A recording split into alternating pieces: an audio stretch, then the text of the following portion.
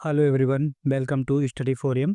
दोस्तों, यदि आप लोग 5512 जूनियर असिस्टेंट की तैयारी करें तो ये जीएस का हैंड रिटन नोट्स है। आज का हमारा सेट नंबर 4 है। इससे पहले सेट 3 करा दिए गए हैं, जो कि इंपॉर्टेंट साबित होगा आपकी सिलेक्शन दिलाने के लिए। तो चलिए स्टार्ट करते हैं। पहला प्रश्न यहाँ पर क्या है, पूछा गया था कि मौर्य वंश के संस्थापक कौन है। तो मौर्य वंश के संस्थापक चंद्रगुप्त मौर्य हैं। इस बात को याद रखेंगे, इंपॉर्टेंट है। दरअसल कहानी ये थी कि चंद्रगुप्त मौर्य से पहले कौन सा वंश था, ये भी पूछा जाता है। मतलब मौर्य वंश से पहले का वंश था नंद वंश। और नंद वंश के जो अंतिम शासक थे, कौन? धनानंद। क्लियर है? तो नंद वंश के अंतिम शासक धनानंद को हराया किसने? चंद्रगुप्त मौर्य ने। और चंद्रगुप्त मौर्य की सहायता की, हेल्प की किसने? चाणक्य द्वारा इनकी हेल्प की गई। क्योंकि धनानंद ने चाणक्य को बेइज्जत किया था, इसलिए उन्होंने इनका बदला लेने के लिए चंद्रगुप्त मौर्य के साथ जो है धनानंद को हराया। उसके बाद मौर्य वंश की स्थापना हुई। तो मौर्य वंश के संस्थापक चंद्रगुप्त मौर्य, याद रखेंगे। अगर हम एक इंपॉर्टेंट पॉइंट और पूछा जाता है मेगास्थनीज के बारे में। मेगास्थनीज किसके दरबार में आया था, ये पूछा जाता है। मेगास्थनीज चंद्रगुप्त मौर्य के दरबार में आया था, इस बात को याद रखेंगे। मेगास्थनीज किसका राजदूत बनकर चंद्रगुप्त मौर्य के दरबार में आया, ये भी पॉइंट याद रखेंगे। सेलुकस निकेटर का राजदूत बनकर भारत आया था। और इनकी इंपॉर्टेंट पुस्तक है जिसका नाम है इंडिका। एक से पहले भी डिस्कस कर चुके हैं। जितनी बार क्वेश्चन आएगा उतनी बार करेंगे, ठीक है। हम कोई ढीला नहीं डालेंगे कि एक बार करा दिया, नहीं। मल्टीपल रिवीजन करेंगे, कॉन्सेप्ट माइंड में सेट होंगे, ठीक है। अगर हम नंदवंश की बात करें तो नंदवंश का अंतिम शासक आप जानते हैं धनानंद हो चुका है, पढ़ चुके हैं। नंदवंश के संस्थापक की बात करें तो महापद्मनंद नंदवंश के संस्थापक है, याद रखेंगे, इंपॉर्टेंट है। अगले प्रश्न की बात करते हैं, प्रश्न नंबर 2। प्रश्न नंबर 2 ये है कि चंदावर का युद्ध कब हुआ था।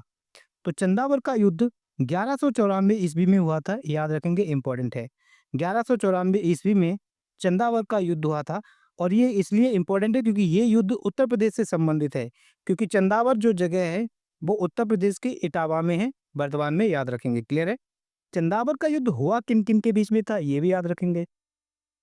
ये युद्ध जयचंद और मोहम्मद गौरी के बीच में हुआ था, जिसमें मोहम्मद गौरी जीत गए थे और जयचंद पराजित हो गए थे, याद रखेंगे। क्लियर है? इतना याद रखेंगे, सफिशिएंट है। अगले प्रश्न की बात करें तो अगला प्रश्न ये है कि लाहौर षड्यंत्र केस में किन किन को फांसी हुई और कब हुआ, ये देखते हैं। लाहौर षड्यंत्र केस की बात करें तो ये 1929 ईस्वी में हुआ था।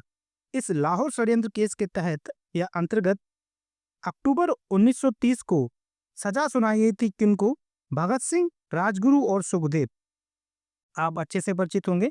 भगत सिंह, राजगुरु और सुखदेव को कब सजा सुनाई गई थी? अक्टूबर 1930 को सुनाई गई थी। और फिर आगे चलकर इनको 23 मार्च 1931 में इन तीनों को फांसी दे दी गई। जबकि गिरफ्तार तो बटुकेश्वर दत्त भी हुए थे।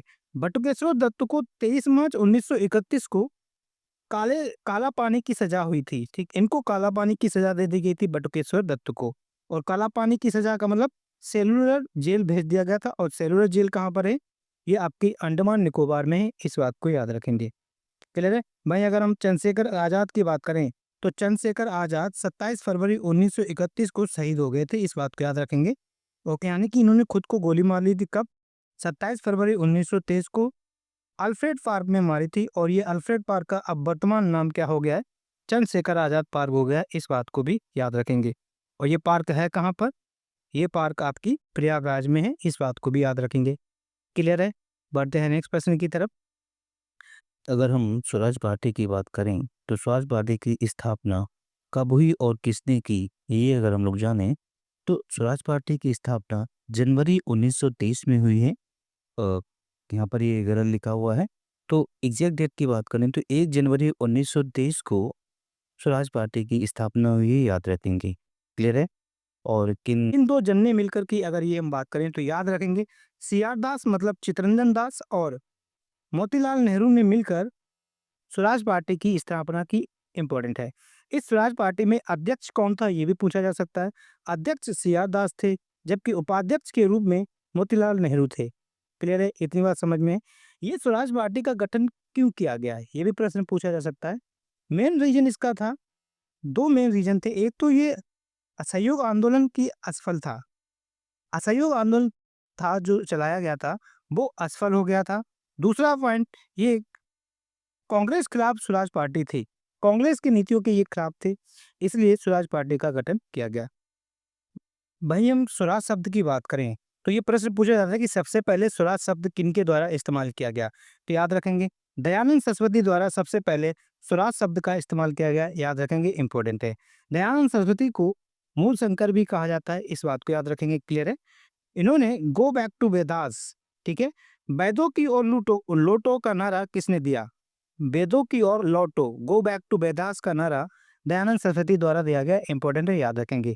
सत्याग्रह प्रकाश किनकी है, सत्याग्रह प्रकाश दयानंद सरस्वती की है, याद रखेंगे, इंपॉर्टेंट है। आर्य समाज की स्थापना की बात करें तो आर्य समाज की स्थापना किनके द्वारा की गई, दयानंद सरस्वती द्वारा आर्य समाज की स्थापना की गई, ये इंपॉर्टेंट है। कब की गई, 10 अप्रैल 1875 हो गया यहाँ पर 1975 ने, ठीक है, 10 अप्रैल 1875 को मुंबई से आर्य समाज की स्थापना दयानंद सरस्वती द्वारा की गई, इस बात को याद रखेंगे, क्लियर है, इंपॉर्टेंट पॉइंट है। बढ़ते हैं नेक्स्ट टॉपिक की तरफ। अगला प्रश्न ये है कि ये राष्ट्रीय ध्वज, भारत का जो राष्ट्रीय ध्वज है, ये किन के द्वारा प्रस्ताव इसका प्रस्तुत किया गया था, तो याद रखेंगे भारतीय ध्वज का प्रस्ताव पंडित जवाहरलाल नेहरू द्वारा प्रस्तुत किया गया था। फिर ये याद रखेंगे भारतीय ध्वज को कब एजा भारतीय ध्वज के रूप में, भारतीय तिरंगे को भारतीय ध्वज के रूप में कब अपनाया गया, ये प्रश्न पूछा जाता है।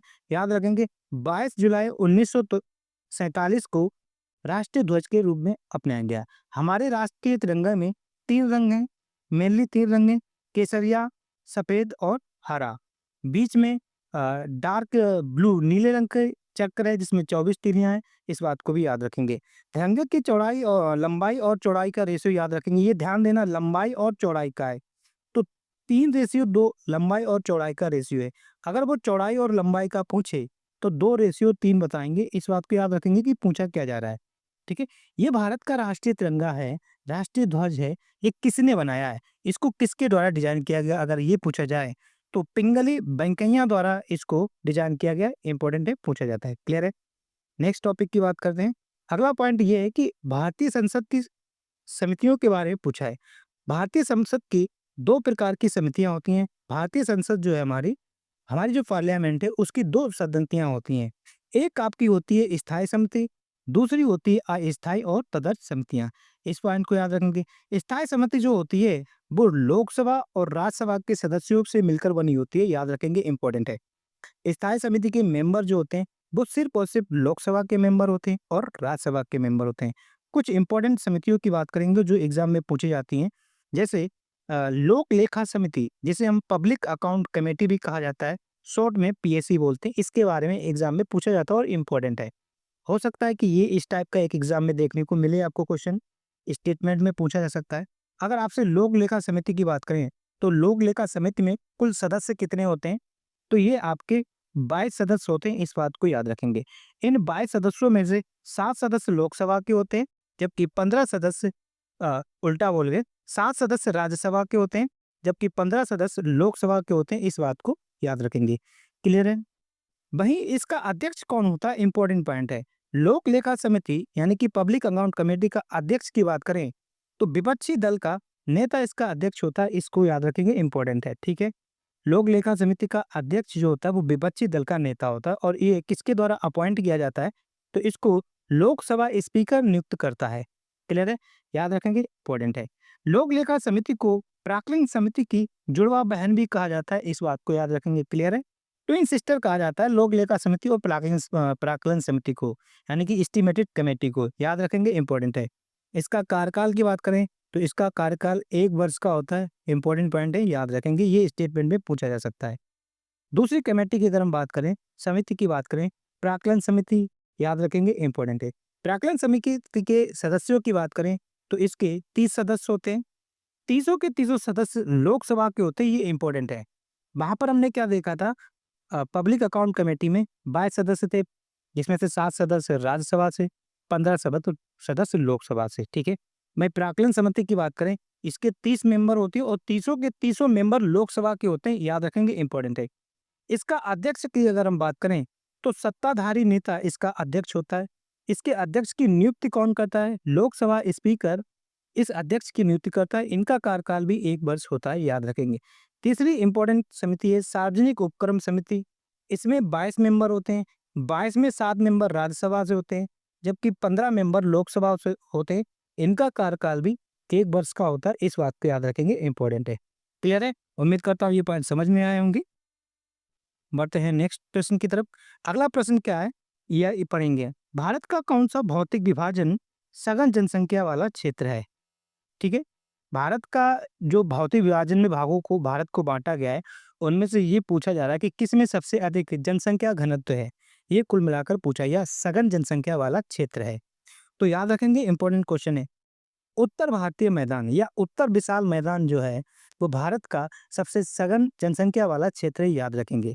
अगर हम भारत का भौतिक विभाजन देखें, तो भारत को मेनली 5 भागों में बांटा गया है, याद रखेंगे। कहीं-कहीं आपको 6 भी देखने को मिलेगा, जिसमें से छठा आपका थर्मोस्टेट जोड़ा जाता है। वो 5 मेनली भाग कौन से, अगर हम इसकी बात करें, तो आप जानते हैं कि भारत के उत्तर में पर्वतीय क्षेत्र है ना? हिमालय से लेकर इधर अरुणाचल प्रदेश तक मुड़ते हुए फोल्ड आता है ना? तो ये आपका क्या है, उत्तरी पर्वत। दूसरा अगर हम बात करें भौतिक विभाजन की, तो उत्तर का विशाल मैदान या उत्तर का भारतीय मैदान कह सकते हैं, ऐसे भी बोल सकते हैं। दूसरा हमारा प्रायद्वीपीय पठार, तीसरा हमारा तटीय मैदान, और चौथा पांचवा आपका द्वीप या आइलैंड। भारत में द्वीप की बात करें, तो पूर्वी तट पर अंडमान एंड निकोबार द्वीप है, जो बंगाल की खाड़ी पर है, इस बात को याद रखेंगे। वहीं पश्चिमी तट पर लक्षद्वीप है, लक्षद्वीप अरब सागर में स्थित है, इसको याद रखेंगे। क्लियर है? नेक्स्ट क्वेश्चन की बात करते हैं। अगला प्रश्न ये था, इंपॉर्टेंट क्वेश्चन है ये। ब्रिक्स हुआ था अक्टूबर 2024 में। अक्टूबर 2024 में ब्रिक्स सम्मेलन हुआ था। ये हुआ कहाँ था, एक तो ये पता होना चाहिए। ये आपका कजान में हुआ था। ठीक, तो यहाँ पर भारत की तरफ से नरेंद्र मोदी जी गए थे। ठीक, भारत के प्रधानमंत्री नरेंद्र मोदी जी गए थे। नरेंद्र मोदी जी ने इस सम्मेलन में कुछ गिफ्ट दिए थे देशों के राष्ट्रपतियों को। तो पूछा गया था, सोराही पेंटिंग नरेंद्र मोदी जी ने किन्हें दी थी, किस देश के राष्ट्रपति को दी थी? तो ये इंपॉर्टेंट क्वेश्चन है। कॉप 2000 ब्रिक्स 2024 में सोराही पेंटिंग पुतिन को दी थी, जो आपके रूस के राष्ट्रपति हैं, याद रखेंगे। और ये सोराही पेंटिंग है किस राज्य की, ये भी इंपॉर्टेंट है। सोराही पेंटिंग झारखंड की है, इस बात को याद रखेंगे, इंपॉर्टेंट है। क्लियर है भाई? मोदी जी ने बार्ली पेंटिंग दी थी। बार्ली पेंटिंग ये महाराष्ट्र की है, ये उज्बेकिस्तान के प्रेसिडेंट को दी थी, इस बात को याद रखेंगे। बार्ली पेंटिंग किसे दी थी? उज्बेकिस्तान के राष्ट्रपति को। सोराही पेंटिंग दी थी पुतिन को, यानी कि रूस के प्रेसिडेंट को। और मदर ऑफ फर्म, ये आपका एक फूलदान है, ये दिया था ईरान के राष्ट्रपति को नरेंद्र मोदी जी द्वारा। और ये है कहाँ का? ये महाराष्ट्र का है। उम्मीद करता हूँ ये बात समझ में आई होगी। क्लासिफिकेशन क्या है, आप आराम से इसको समझ सकते हैं। भाई अगर हम ब्रिक्स की बात करें, वर्तमान में ब्रिक्स कितने कंट्री हैं? वर्तमान में ब्रिक्स मेंबर 11 कंट्री हैं, जिनमें से ब्राजील, रसिया, इंडिया, चाइना और साउथ अफ्रीका। पहले इन्हीं पांचों से मिलकर बना था। बाद में क्या हुआ? सऊदी अरब, इजिप्ट मतलब मिस्र, इथोपिया, ईरान और यूएई, और 2025 में इंडोनेशिया जुड़ गया। ये जो मेंबर थे, ये 5, ये 1 जनवरी 2024 को इसके सदस्य बने। ठीक है, याद रखेंगे। तो वर्तमान में 11 कंट्री ब्रिक्स के मेंबर हैं। बाकी देखते रहना, कोई हट भी जाता है और भी बढ़ जाते हैं। ठीक है, अगर हम ब्रिक्स की स्थापना की बात करें, तो 16 जून 2009 को ब्रिक्स की स्थापना हुई। ब्रिक्स का हेडक्वार्टर कहाँ है? शंघाई में इसका हेडक्वार्टर है, याद रखेंगे। और शंघाई कहाँ है? शंघाई आपका चीन में है। विश्व बैंक को, वर्ल्ड ब्रिक्स को और किस नाम से जाना जाता है? ब्रिक्स को न्यू डेवलपमेंट बैंक भी कहा जाता है, इस बात को याद रखेंगे। ब्रिक्स 2025 जो आपका 17वां था, वो कहाँ हुआ? वो आपका ब्राजील में संपन्न हुआ। क्लियर है? बढ़ते हैं नेक्स्ट प्रश्न की तरफ। अगला प्रश्न क्या है कि 43वां भारत अंतर्राष्ट्रीय व्यापार मेला हुआ। ठीक है, 43वां, आजकल ये नंबर भी पूछे जाते हैं कई माह कौन सा कब है। तो 43वां भारत अंतर्राष्ट्रीय व्यापार मेला कहाँ पर हुआ? ये भारत मंडपम नई दिल्ली में हुआ। पूछा गया था कि इस अंतर्राष्ट्रीय मेला में, व्यापार मेला में फोकस स्टेट कौन था? तो फोकस स्टेट के रूप में झारखंड था। जबकि पार्टनर स्टेट पूछा जाए, तो उत्तर प्रदेश और बिहार के पार्टनर स्टेट के रूप में थे।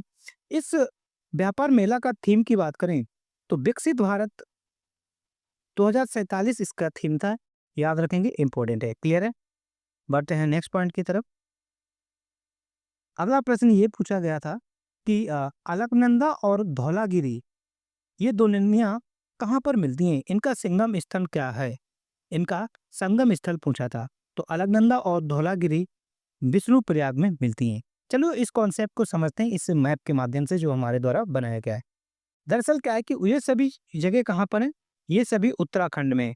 आपका क्या यमुनोत्री, फिर आपका है गंगोत्री, फिर है आपका केदारनाथ और आपका है बद्रीनाथ। बद्रीनाथ से जो ब्लैक लाइन से निकल रही है ये है आपकी अलकनंदा रिवर। ठीक है, तो बद्रीनाथ से निकलती है अलकनंदा रिवर। अलकनंदा रिवर पर मिल रही है आपका कौन सी, इधर से ये धौलागिरी जहाँ पर ग्रीन पॉइंट है। तो धौलागिरी अलकनंदा पर कहाँ पर मिलती है, विष्णु प्रयाग पे मिलती है, इस बात को याद रखेंगे, इंपॉर्टेंट है। तो ये रेड कलर की लाइन आई, ये पुनः अलकनंदा नदी पर मिली। और ये कौन सी नदी है, नंदाकिनी नदी। देखो अलकनंदा नदी पर अगर हम यमुना नदी को छोड़ दें, बाकी सारी नदियां अलकनंदा पर मिलती हैं, इस बात को याद रखेंगे। ठीक है, नंदाकिनी की अगर हम बात करें, याद कैसे करेंगे, देखिए अभी बताते हैं। अलकनंदा नदी पर नंदाकिनी मिल रही है, कहाँ पर, नंदप्रयाग पर। नंदाकिनी पे क्या मिल रहा है, नंदाकिनी रिवर पर नंद नाम मिल रहा है, तो ये कहाँ पर मिल रही है, नंदप्रयाग पर। क्लियर है। फिर आगे फिर बढ़े, फिर यहाँ पर मिल गई आके पिंडार नदी। पिंडार नदी कहाँ पर मिलती है, पिंडार नदी आपकी मिलती है कर्णप्रयाग पर। पिंडार में आप देखें तो ये राह बना हुआ है और कर्ण में भी राह बना हुआ है, ऐसे लिंक करेंगे। ठीक है, तो पिंडार नदी अलकनंदा पर मिलती है कर्णप्रयाग पर। फिर यहाँ से केदारनाथ से निकलकर आती है कौन सी नदी, मंदाकिनी। मंदाकिनी नदी अलकनंदा पर कहाँ पर मिलती है, याद रखेंगे, रुद्रप्रयाग में। फिर गंगोत्री से ये ग्रीन कलर की निकल कर आई भागीरथी, ये जिस जगह पर मिलती है वो आपकी ये देवप्रयाग, इंपॉर्टेंट है। फिर यहाँ के बाद देवप्रयाग के बाद जो नदी कहलाती है वो आपकी गंगा नदी कहलाती है, और गंगा से आगे जाकर प्रयागराज में यमुना नदी मिल जाती है। क्लियर है। अगर आपसे पूछा जाए गंगा नदी की मुख्य धारा कौन सी है, तो गंगा नदी की मुख्य धारा भागीरथी नदी को माना जाता है, ना कि अलकनंदा नदी को, इस बात को याद रखेंगे। अब ये जो पॉइंट हम लोगों ने सीखे इस ग्राफ में, इसको हम लोग अब कुछ फार्मूले के फॉर्म में देखते हैं, लीनियर फॉर्म में। ठीक है, अगर आपसे पूछा जाए अलकनंदा नदी नंदा नदी पर कहाँ पर मिलती है, नंदप्रयाग पर। अलकनंदा नदी पर पिंडार नदी यहाँ पर ना है, तो आप ना करके ट्रिक बना सकते हैं, कर्णप्रयाग में मिलती है। अलकनंदा नदी मंदाकिनी नदी पर कर्णप्रयाग पे मिलती है, रुद्रप्रयाग पर मिलती है। वहीं अलकनंदा नदी भागीरथी पर देवप्रयाग में मिलती है, और गंगा और यमुना नदी आपकी प्रयागराज में मिलती है। अगर आपसे पूछा जाए कि गंगा नदी की सबसे बड़ी सहायक नदी, वो आपकी यमुना नदी है, याद रखेंगे। क्लियर है। अगला पॉइंट देखें। अगला प्रश्न ये है कि भारत की सबसे बड़ी झील कौन सी है। इससे पहले डिस्कस करा दिए थे। भारत की सबसे बड़ी नदी, आप झील की बात करें तो वेम्बनाड झील भारत की सबसे बड़ी झील है, याद रखेंगे। ये झील है कहाँ पर, केरल में। ये किस नदी पर बनी हुई है, ये पेरियार नदी पर बनी हुई है, और पेरियार नदी केरल की सबसे लंबी नदी है, सबसे बड़ी नदी है, इस बात को याद रखेंगे। क्लियर है। इस नदी की लंबाई की बात करें तो 84 किलोमीटर लंबी है, याद रखेंगे, इंपॉर्टेंट है।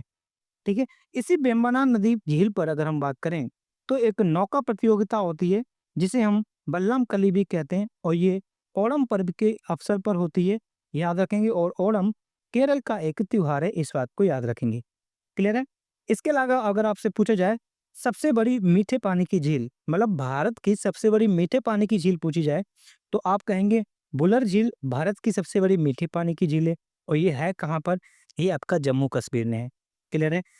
इसके अलावा पूछा जाएगा कि भारत की सबसे बड़ी लैगून एवं खारे पानी की झील पूछी जाए, तो आप कहेंगे चिल्का झील, और चिल्का झील है कहाँ, उड़ीसा में है, इस बात को याद रखेंगे। इसके अलावा भारत की सबसे बड़ी तटीय झील पूछी जाए, क्योंकि ये चिल्का झील तट पर है, तो आपकी चिल्का झील सबसे बड़ी तटीय झील भी है, इस बात को याद रखेंगे। क्लियर है। कुछ इंपॉर्टेंट झील की अगर हम बात करें, शिवाजी सागर झील कहाँ पर है, ये लोकेशन पूछी जाती है, तो शिवाजी सागर झील आपके महाराष्ट्र की एक झील है, याद रखेंगे। भाई इंदिरा सागर झील की बात करें तो इंदिरा सागर झील आपकी मध्य प्रदेश की है, और ये नर्मदा नदी पर बनी हुई है, याद रखेंगे, इंपॉर्टेंट है। अगर आपसे पूछा जाए भारत की क्रेटर झील कौन सी है, इंपॉर्टेंट है ये। क्रेटर झील की बात करें तो लोनार झील एक भारत की क्रेटर लेक है, और ये आपका महाराष्ट्र पर है, इसको याद रखेंगे। क्लियर है। बढ़ते हैं नेक्स्ट टॉपिक की तरफ। अगला प्रश्न क्या है कि भारत में महावट क्या है, ये इंपॉर्टेंट क्वेश्चन है। महावट किसे कहते हैं भारत में, याद रखेंगे। देखो आप जानते हैं कि भारत में उत्तर और पश्चिम से कुछ विक्षोभ आते हैं, ठीक है, जिसे हम कहते हैं पश्चिमी और उत्तरी विक्षोभ। चक्रवाती विक्षोभ के कारण पश्चिमी और उत्तर पश्चिमी चक्रवाती विक्षोभ के कारण सर्दियों में वर्षा होती है। ठीक, इस सर्दियों में वर्षा को होने को भारत में महावट कहा जाता है। क्लियर है? क्या कहा जाता है? महावट कहा जाता है, याद रखेंगे, इंपॉर्टेंट है। एक प्रश्न और पूछा जाता है कि ये जो पश्चिमी विक्षोभ है भारत में आता है, जो सर्दियों में बारिश करता है, ये कहाँ से उठकर आता है? इंपॉर्टेंट है, ये भूमध्य सागर से उठकर आता है, याद रखेंगे, इंपॉर्टेंट है। क्लियर है? ये प्रश्न पूछा जाता है, कई बार एग्जाम में आ चुका है। अगले प्रश्न की बात करें तो अगला प्रश्न ये है कि कौन सा होगा यहाँ पर, कौन सा महाद्वीप विश्व का आधे से अधिक टिन उत्पादन करता है? आप जानते हैं कि विश्व में 7 महाद्वीप हैं। उन 7 महाद्वीपों में सबसे ज़्यादा टिन किसमें होती है? ये कुल मिलाकर पूछा जा रहा है। तो सबसे ज़्यादा टिन का उत्पादन अपने एशिया महाद्वीप में होता है, याद रखेंगे। अगर हम टिन उत्पादन की बात करें तो कौन सा देश सबसे अधिक टिन का उत्पादन करता है? चाइना, यानी कि चीन में सबसे अधिक टिन का उत्पादन होता है। अगर हम उत्तर भारत में देखें तो भारत में किस राज्य में सबसे ज़्यादा टिन का उत्पादन होता है? तो छत्तीसगढ़ में सबसे अधिक टिन का उत्पादन होता है। इस बात को भी याद रखेंगे। क्लियर है? अगर हम टॉपिक यहाँ पर चूंकि महाद्वीप है तो महाद्वीप को आपको पता होना चाहिए कि 7 महाद्वीप हैं। 7 महाद्वीपों के क्रम आपको पता होना चाहिए कि सबसे बड़ा कौन सा है, फिर सबसे छोटा कौन सा है, ऐसे। इसकी हमने एक ट्रिक बनाई थी, आप याद रख सकते हैं, बहुत सरल ट्रिक है। आ ना सा अय्या। अय्या हम लोग अपनी नानी दादी या इनको गांव में कहा जाता है अय्या। ठीक है, तो हम कह रहे हैं आ नासा अय्या, आ नासा अय्या चलते हैं, मतलब आ नासा अय्या। ठीक है, आ से आपका क्या है? ये आ से 2 है। हम जिस पे रहते हैं हम अपने आप को बड़े समझते हैं, यानी कि सबसे बड़ा एशिया, फिर आपका अफ्रीका, ना से आपका नॉर्थ अमेरिका, सा से आपका साउथ अमेरिका, ए से आपका है अंटार्कटिका, क्योंकि इस ए में अंटार्कटिका आ गया, फिर ई से आपका यूरोप, और सबसे छोटा महाद्वीप है आपका ऑस्ट्रेलिया। इस बात को याद रखेंगे। क्लियर है? उम्मीद करता हूँ ये पॉइंट समझ में आया होगा। बढ़ते हैं नेक्स्ट प्रश्न की तरफ। अगला प्रश्न ये था कि इंद्रधनुष के किस रंग का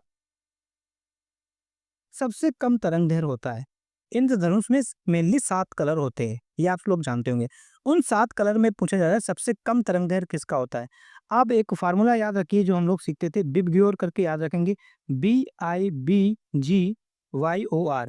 वी से आपका वायलेट, आई से आपका इंडिगो, बी से आपका ब्लू, ग्रीन, येलो, ऑरेंज और रेड। नीचे से ऊपर जाते हैं, नीचे सबसे कम होता है, यानी कि बैगनी रंग का तरंग दैर्घ्य सबसे कम होता है और रेड कलर का तरंग दैर्घ्य सबसे अधिक होता है। ठीक है, तभी तो इनको जो खतरे वाले सिंबल होते हैं वो रेड कलर के बनाए जाते हैं। ठीक है, एक पॉइंट याद रखेंगे, ये फार्मूला, जिसका तरंग दैर्घ्य ज्यादा होगा, देखो तरंग दैर्घ्य लैम्डा इक्वल टू होता है 1/n, यानी कि ये आपका क्या फ्रीक्वेंसी आवृत्ति है।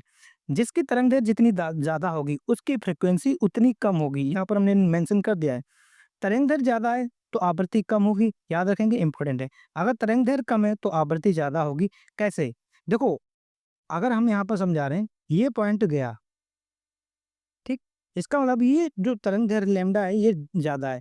ये गर्त और श्रृंग और गर्त बोलते हैं। जितनी दूरी ये ज्यादा होगी तो उसकी फ्रीक्वेंसी कम होगी ना, ये कम फोल्ड हो रहा है।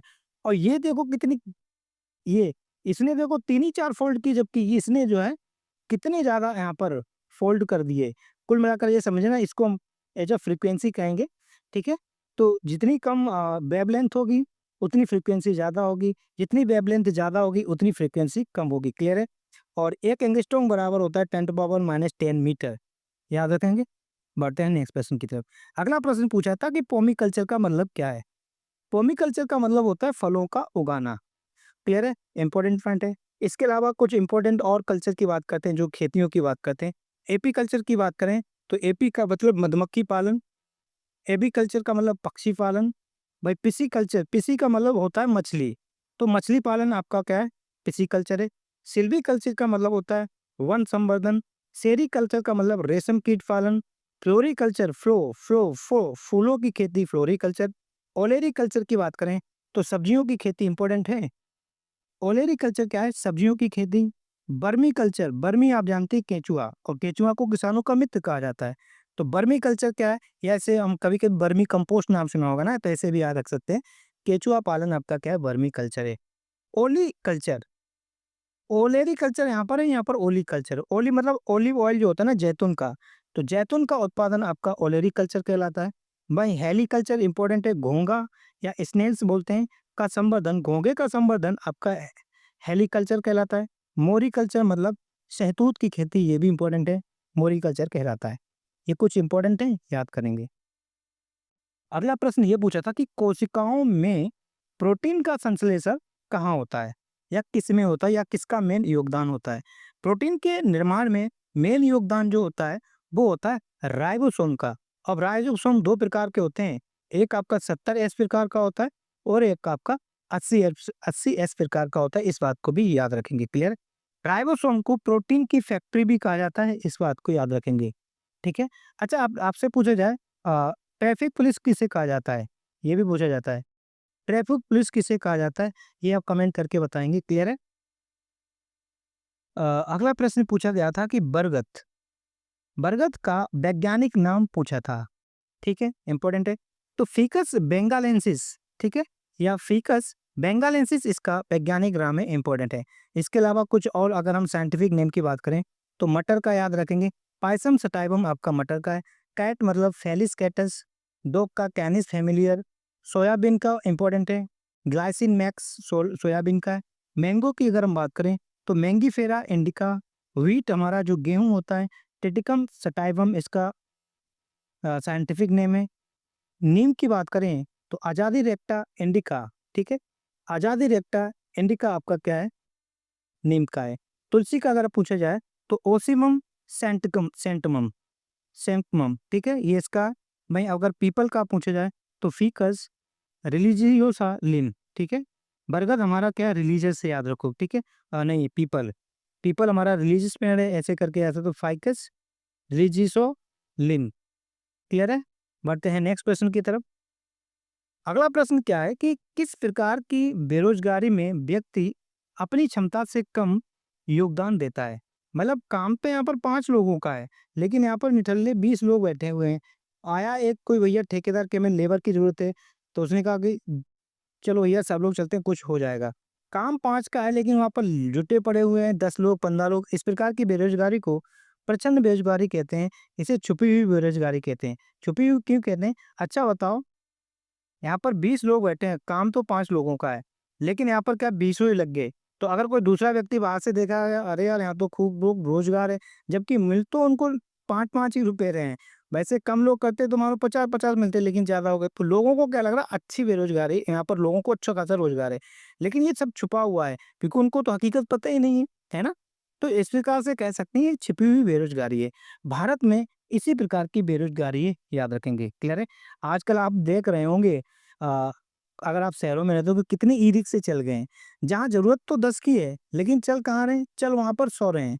तो इस प्रकार से आप समझ सकते हैं ये क्या है, आपकी छिपी हुई बेरोजगारी है। क्लियर? प्रचंड बेरोजगारी बोलते हैं।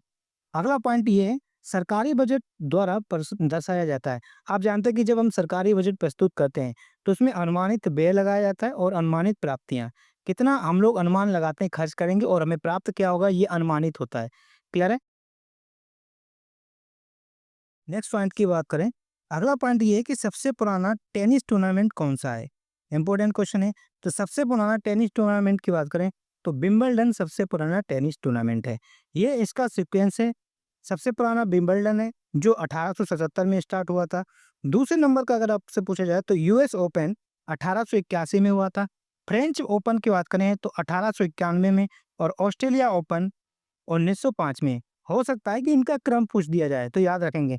सबसे पहले क्या, विंबलडन, फिर यूएस, फिर फ्रेंच, फिर ऑस्ट्रेलिया ओपन। क्लियर है? और इनके कोड भी पूछे जाते हैं, किस प्रकार के कोड में खेले जाते हैं। तो विंबलडन कोड आपका ग्रास कोड में खोला जाता है, इंपॉर्टेंट है। यूएस ओपन आपका हार्ड कोड में खेला जाता है। फ्रेंच ओपन आपका क्ले कोड में खेले जाते हैं और ऑस्ट्रेलिया ओपन आपका हार्ड कोड में खेला जाता है। क्लियर है? तो दोस्तों ये 20 प्रश्न थे। उम्मीद करता हूँ ये सेशन आपको समझ में आया होगा और इम्पोर्टेंट क्वेश्चन थे। इसके अलावा भी और करेंगे, बहुत अच्छे-अच्छे क्वेश्चन मिलेंगे। तो उम्मीद करता हूँ ये सेशन आपको पसंद आया, तो वीडियो को लाइक करें, चैनल में नए हैं तो चैनल को सब्सक्राइब करें और अपने दोस्तों तक